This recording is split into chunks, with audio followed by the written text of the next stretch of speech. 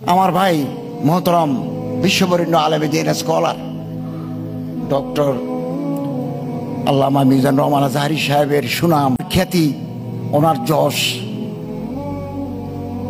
এটা আল্লাহ তাআলার দান। এগুলো কসবি নয়, ওয়াহাবি, এটা আল্লাহর দান, আল্লাহ মানুষকে দিয়ে থাকেন। তো আমরা এই সমস্ত মানুষের বিরোধিতা করি কেন? বিরোধিতা করি ব্যর্থতার গ্লানি থেকে। ডক্টর মিজানুর রহমান আজহারী সাহেব একজন, দেয়ার ইজ নান, আর কেউ নেই। তো আমি তো আজহারী হতে পারি নাই, আপনি হতে পারেন নাই। তার কণ্ঠ, তার সুললিত কণ্ঠস্বর এবং তার ঐন্দ্রজালিক বক্তৃতা, ভাষার দক্ষতা, উপমা উৎপ্রেক্ষার অভিনবত্ব, এটা তো আমার আপনার নাই। আমি তো সে পর্যায়ে পৌঁছতে পারি নাই। তখন আমার মনের মধ্যে একটা ব্যর্থতা জাগে। এটা হচ্ছে মনোবৈজ্ঞানিক কারণ। কেন আমরা একজনের বিরুদ্ধে আরেকজনের কোচাকুচি করি, গুতগুতি করি? আমি বুঝতে পারি নাই। তো এই গ্লানি, ওই আমার মোবাইলে আসি, ওই মোবাইলে এগুলো টিপে টিপি করি। কিছু মানুষ আছে জানেন, দুনিয়াতে কিছু মানুষ আছে, তারা দর্শক কিন্তু স্যাডিস্ট। ওই মেয়েটাকে আঘাত করে কান্না করলেই, তাকে নির্যাতন করলে আনন্দ পায়। এটা বিকৃত রুচি। একটা মেয়ে লোকের হাসি দেখলে আমরা খুশি হই, মানুষ সেটা চায়। সুন্দরী মেয়ের অট্ট হাসি মানুষ শুনতে চায়। কিছু মানুষ চায় তাকে আঘাত করে, তাকে শারীরিক অ্যাসাল্ট করে, তার চোখ থেকে পানি বের করতে পারলে, তার চিৎকার শুনলে তার ভালো লাগে। এটা হচ্ছে বিকৃত রুচি।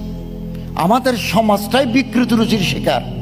আমরা একজন আলেম, একজন মানুষকে খোঁচা মেরে তার বদনামি বের করে তাকে যদি মানুষের সামনে ল্যাংটা করে দিতে পারি, আমি আনন্দ পাই। এই অবস্থা থেকে আমাদের উত্তরণ ঘটাতে হবে। আল্লাহ প্রত্যেককে কোনো না কোনো যোগ্যতা দিয়েছেন, আমরা সেটাকে অ্যাপ্রিসিয়েট করি, সেটাকে তুলি। আমি একজনকে সম্মানিত না করলে আমি সম্মানিত হব কোত্থেকে? আমাদের সমাজটা এরকম, সমাজটা এরকম। মানুষের বদনামি করতে পারলে, মানুষের অপমান করতে পারলে আমরা আনন্দ অনুভব করি। এই পরিস্থিতি আমাদের পাল্টাতে হবে আগামী দিনে। সিরতের আলোকে আমরা সমাজ পাল্টাতে চাই। আসুন একে অপরের হাত ধরে আমরা এগিয়ে চলি। হযরত সাল্লাল্লাহু আলাইহি ওয়াসাল্লামের কালজয়ী আদর্শ, সাবলাইম আইডিওলজিস আমাদের জন্য উজ্জ্বল আলোকবর্তিকা। হযরত দুনিয়ার বুকে প্রথম সংবিধান দিয়েছেন। এর আগে মুখ নিঃসৃত বাণী ছিল রাষ্ট্র পরিচালনার মূলনীতি। বাবর, জাহাঙ্গীর, আকবর, শাহজাহান, আলেকজান্ডার দি গ্রেট, পারস্যের সাইরাস দি গ্রেট, ওনাদের মুখের কথায় আইন। হযরত সাল্লাল্লাহু আলাইহি ওয়াসাল্লাম প্রথম দুনিয়ার বুকে মদিনার সনদ আল ওয়াসাইকুস সিয়াসিয়া দি, মদিনার সনদ দি পৃথিবীর বুকে প্রমাণ করে দিলেন রাষ্ট্র পরিচালিত হবে আইন দ্বারা, rule of law. Doctor Hamidullah of Paris, তার একটা বিখ্যাত কিতাব আছে, the first written constitution of the world. এটা উর্দু আছে, দুনিয়া কা পহলা তাহরিরি দস্তুর। এত বড় দুনিয়ার প্রথম লিখিত সংবিধান। আজ থেকে ৬০০০ বছর আগে ইরাকের, প্রাচীন ইরাককে বলা হতো মেসোপটেমিয়া, সুমেরীয়, আসিরীয় সিভিলাইজেশন ছিল। এই মেসোপটেমিয়া এলাকার রাজা ছিলেন হাম্মুরাবি। আমি হাম্মুরাবির উপর ইউনিভার্সিটিতে গবেষণা করেছি। হাম্মুরাবিরও একটা আইন ছিল। হাম্মুরাবির আইনে ইনকনসিস্টেন্সি, অসঙ্গতি ছিল। যেমন খুব ভালো ভালো আইন করেছেন, তিনি দেবতার পূজারী, কিন্তু আইনে অসঙ্গতি ছিল। হাম্মুরাবির আইনে বিল্ডিং যে ইঞ্জিনিয়ার তৈরি করলো, ২০০ বছর পরে যদি বিল্ডিং ভাঙে যায়, তাহলে ওই মিস্ত্রি, আর্কিটেক্ট, ইঞ্জিনিয়ারের নাতিপতি দড়ি আনি ফাঁসিতে ঝোলাতে হবে।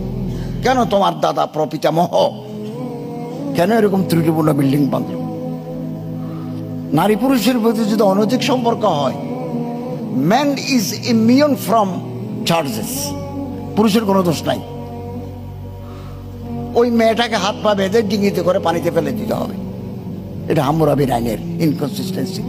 আমাদের রসুল বিশ্বনবী রহমতুল্লাহ আলমিন যেই মদিনায় যে রাষ্ট্র ব্যবস্থার যে সংবিধান রচনা করে গেলেন, এখানে ইনকনসিস্টেন্সি নাই।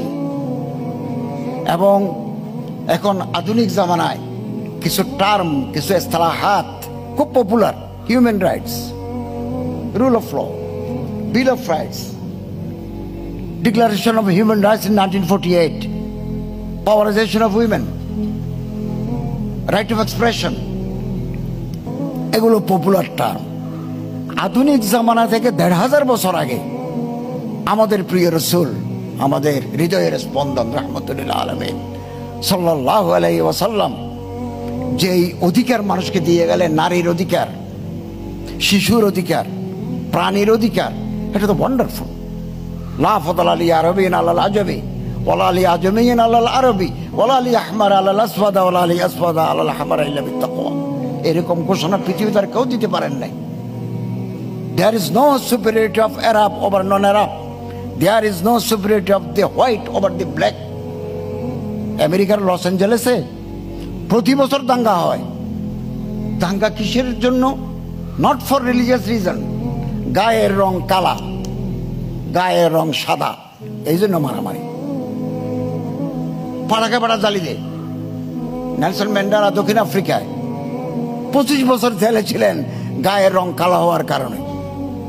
25 বছর দক্ষিণ আফ্রিকায়। আর হযরত বেলাল, হযরত সলমান ফার্সি, ওনারা আল্লাহ রসুলের সাহাবী। There is no discrimination of colour and race. এই যে আদর্শ আমাদের ঘরে, আমি যদি বলি আজকে আমরা যারা এখানে অডিয়েন্সে আছি, ম্যাক্সিমাম মানুষের ঘরে সিরাতের কোনো কিতাব নাই। এটা একটা ইলমি মজলিস, এখানে আলেম ওলামা বুদ্ধিজীবীরা আছেন। আমি কালকে জগন্নাথ বিশ্ববিদ্যালয়ে বক্তৃতা করেছি, ওখানে তো আমি চিৎকার করে বলেছি যে তোমাদের হাতে কারো ঘরে সিরাতের কোনো কিতাব নাই, এখানেও নাই। তো এটা আমাদের দীনতা, এটা আমাদের দীনতা অথবা দৈন্য দশা। দৈন্যতা শব্দ নাই, দৈন্যতা শব্দ অশুদ্ধ। দীনতা অথবা দৈন্য দশা। কেন আমাদের ঘরে সিরাতের কিতাব থাকবে না? বাজার ভর্তি সিরাতের রাসূল সাল্লাল্লাহু। আমরা কিনবো, ভলিউম আছে, অনেক ভলিউমেরও আছে, এক খণ্ডেরও আছে। আমরা হযরতের জীবনে যত পড়বো, যত অধ্যয়ন করব, এই যে অলিম্পিয়াড, এই যে প্রতিযোগিতা, এটা তো সিরাতের আদর্শকে ছড়িয়ে দেওয়ার একটা মহৎ পরিকল্পনা। এটা হালকা নয়, এটা বিরাট। এবং আমি আমার সিরাত মিউজিয়াম করবেন, একেবারে জীবন্ত আর কি। আমি সিরাত মিউজিয়াম পৃথিবীর বহু দেশে দেখে আসছি, সৌদি আরবও দেখে আসছি। তো আমাদের ভাই মোহতরম ডক্টর আজহারি সাহেব যে উদ্যোগ নিয়েছেন, আপনার এই উদ্যোগের প্রতি আমাদের 100% সমর্থন আছে। আমি আমার অবস্থান থেকে যতটুকু সহযোগিতা করা সম্ভব আমি প্রফেসর জনাব ডক্টর আজহারি সাহেবকে এটা দিয়ে যাব, এবং আপনারাও সহযোগিতা করবেন ইনশাআল্লাহ আজিজ। আমরা আশাহত হব না, বাধা আসবেই। তো বাধা আসলে বুঝবেন আপনি আরো উপরে উঠবেন। বাদে মুখালিফ সে না ঘবরা আয়ো কাপ, ইয়ে তো চলতি হে তুঝে উঁচা উড়ানে কে লিয়ে। আমি সকালবেলা আসছি কক্সবাজার থেকে, ফার্স্ট ফ্লাইটে আসছি।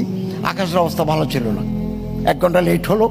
উড়ার পরে দেখি যে আরো মেঘ, বিমান আরো উপরে চলে গেল। নিচে যত মেঘ থাকে বিমান তত উপরে উঠে। তো বাদে মুখালিফ, বাতাস যখন প্রতিকূল হাওয়া যখন হয়, ঈগল পাখি উপরে উঠে। বাদে মুখালিফ সে না ঘবরা আয়ো খাপ, ये तो चलती है तुझे ऊंचा उड़ाने के लिए। এই যে ধাক্কি ফেসবুকে লেখালেখি, এগুলো হয় আপনার মর্যাদা আরো উপরে ওঠার জন্য।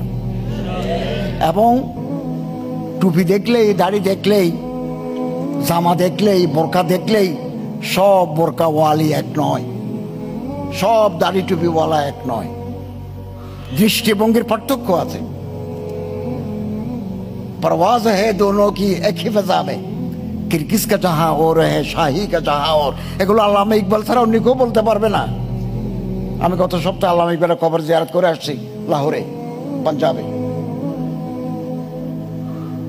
আকাশে অনেক পাখি উড়ে, শকুন চোখটাকে নিচে, মরা গরু, মরা কুত্তা, মরা বিড়াল আছে কিনা এভাবে চায়, বারবার এভাবে চায়, উড়ে আকাশে। কিন্তু ঈগল পাখি উড়ে চোখ উপরে। परवाज है दोनों की एक ही फजा में, একই স্তরে তারা দৌড়ে, কিন্তু দৃষ্টিভঙ্গি আলাদা।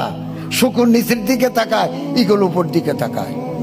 কিরগিজ কা জাহা ওর হে শাহী কা জাহা ওর। আমরা যারা সিরতের আদর্শ প্রচার করতে চাই, আসুন আমরা আমরা দৃষ্টিভঙ্গিকে প্রসারিত করি, আমরা একে অপরের হাত ধরি এবং ইনশাআল্লাহ আজিজ ঐক্যবদ্ধ শক্তি আমাদের সিরতের আলোক একটা সমাজ, একটা রাষ্ট্র ব্যবস্থা প্রতিষ্ঠার দিকে আমাদের এগিয়ে নিয়ে যাবে। এটাই আমাদের দীর্ঘদিনের লালিত স্বপ্ন, লালিত স্বপ্ন। আমাদের ভালো মানুষ দরকার, মুত্তাকি মানুষ দরকার, যারা সরকারের মন্ত্রী হয়ে, উপদেষ্টা হয়ে, সচিব হয়ে যারা চুরি করবে না, যারা রাষ্ট্রের সম্পত্তি খেয়ে ফেলবে না। আমি পাকিস্তান সরকারের দাওয়াতে এই 10 দিন ইসলামাবাদ, লাহোরে ভিজিট করেছি রাষ্ট্রীয় সফরে। পাকিস্তানের প্রাইম মিনিস্টারের সাথেও সাক্ষাৎ করে এসেছে। কিছু স্কলারশিপ বাংলাদেশের জন্য নিয়ে আসছে, 500 scholarship, 100 for PhD, 400 under graduate, এর মধ্যে 100 মেডিকেল। ওয়াইসি কমস্টেক সেক্রেটারিয়েটে গিয়েছে, ওখানে বক্তৃতা করেছি। তারা 100 স্কলারশিপ দেবে লাহোর ইউনিভার্সিটির আন্ডারে। লাহোর বিশ্ববিদ্যালয়ে গেছি, চেয়ারম্যান ভাইস চ্যান্সেলরের কথা বলেছি। পাকিস্তানের পাঞ্জাবের চিফ মিনিস্টার মহতরমা মরিয়ম নওয়াজ, ওনার সাথে বৈঠক করেছি। আমি ওনাকেও বলেছি যে স্কলারশিপ দেন, আর আপনাদের পাকিস্তানি ছেলেদেরকে বাংলাদেশে পাঠান, আমাদের লেখাপড়ার মান আন্তর্জাতিক পর্যায়ে উন্নীত হয়েছে। এবং ভুটানের prime minister Mymensingh medical college থেকে MBBS পাস করে ভুটানের এখন প্রাইম মিনিস্টার। তিনি গৌরব করে বলেন, আমি বাংলাদেশের ডাক্তার, বাংলাদেশ থেকে পাস করছি। আমি বলছি আপনারাও আসেন, আমরাও যাই। আমাদের bilateral relations and ties would be strengthened in days to come. এবং আমাদেরকে, আমি ইসলামাবাদের সিরাত ইন্টারন্যাশনাল সিরাত কনফারেন্সে ধর্ম মন্ত্রণালয়ের দাওয়াতে গেছি, ওখানে বক্তব্য রেখেছি। ওখানে একজন পার্লামেন্টারি সেক্রেটারি উনি বক্তৃতায় বললেন যে পাকিস্তানের মানুষদেরকে আরো বেশি জ্ঞানী হতে হবে। বাংলাদেশ কাহা সে কাহা চলা গেয়া, বাংলাদেশ কোথা থেকে কোথায় চলে গেছে। আমাদের 40 পয়সাতে পাকিস্তানের 1 টাকা, 1 টাকা। আমাদেরকে দেখলে তারা 71 সনের আগে বাংলাদেশ ইস্টার্ন উইংকে মনে করতো liability for the whole Pakistan. এটা আমাদের জন্য বোঝা। বাংলাদেশ এখন প্রমাণ করে দিয়েছে বোঝা নয়, আমরা পাকিস্তান থেকে আরো এগিয়ে গেছি। আমাদের এই দেশে যদি চোর না থাকতো, লুটেরা 80 লাখ টাকা ব্যাংকের যারা লুট করে নিয়েছে, তারা যদি লুট না করতো, আমার এই দেশ সোনার দেশে পরিণত হতো।